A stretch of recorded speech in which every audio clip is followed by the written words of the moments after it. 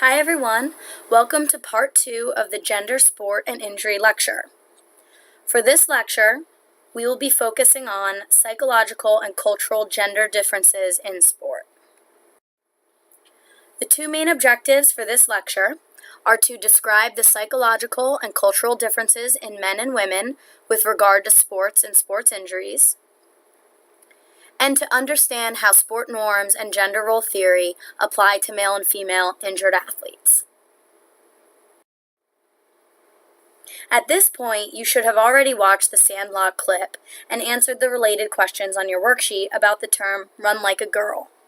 Hopefully, you mentioned or were able to identify that this phrase is a negative stereotype related to girls and women. We will discuss the psychological ramifications of this phrase in our face-to-face class. Hopefully, after this online module, however, you will think more along the lines of this phrase.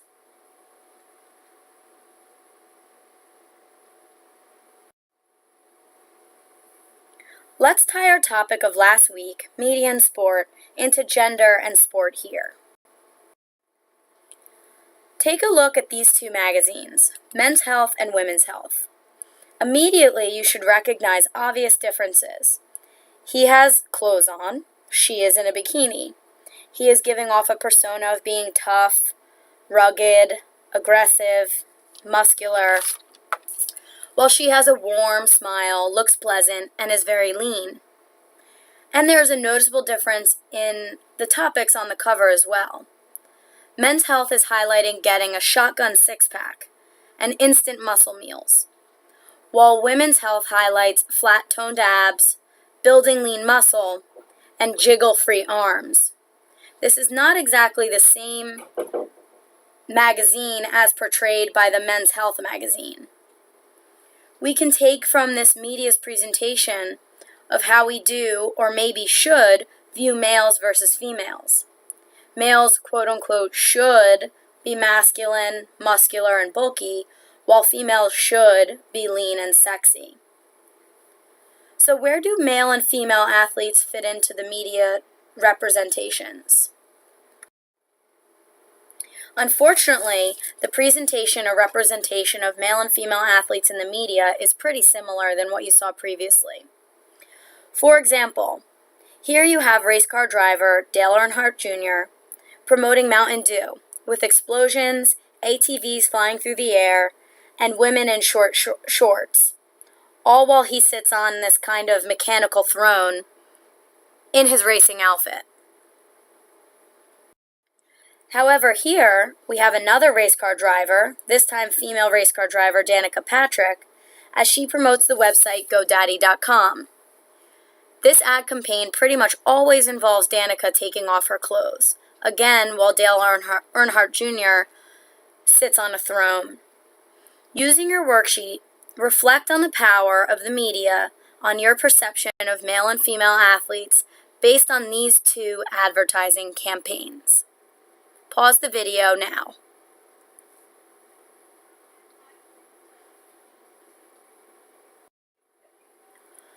So how does what we've learned so far about male and female athletes apply to sport and sport injury?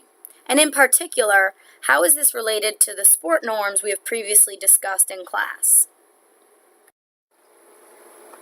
Listed here are the sport norms we have discussed.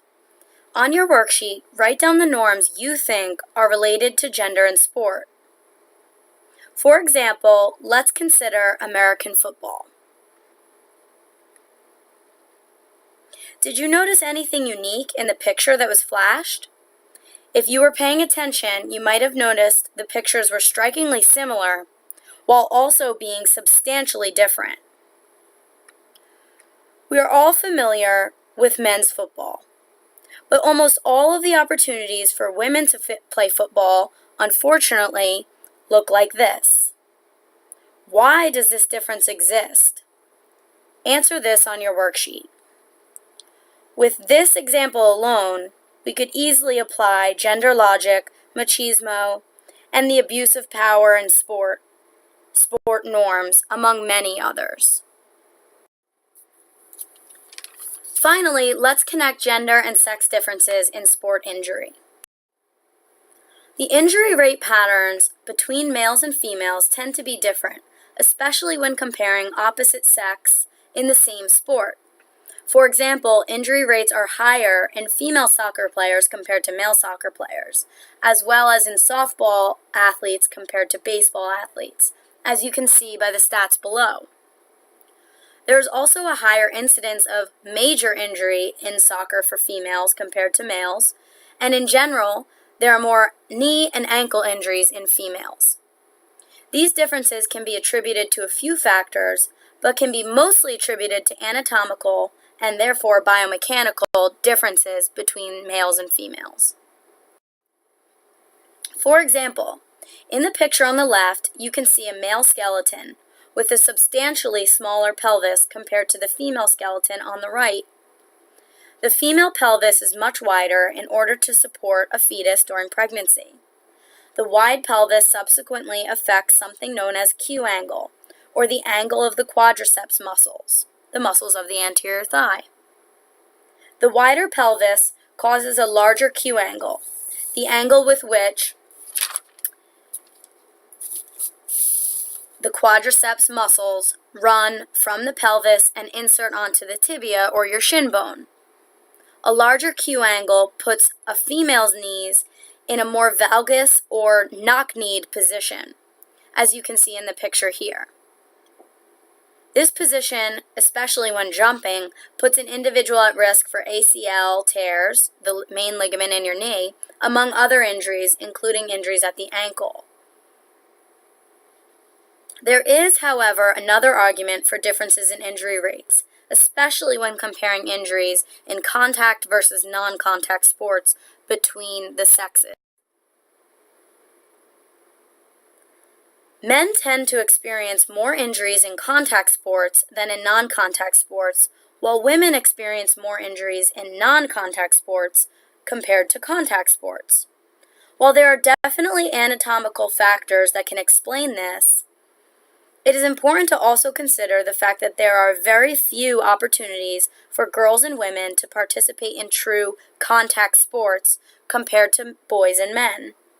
We've already discussed football differences, and lacrosse is starkly different as well, in which men's lacrosse compared to women's lacrosse, men wear equipment, hit, and it's considered a contact sport. But women's lacrosse is actually non-contact, and it only involves wearing eye protection. Therefore, consider how patterns of injuries might change if women and girls were able to participate in as many and the same contact sports as boys and men. Answer the associated question on your worksheet.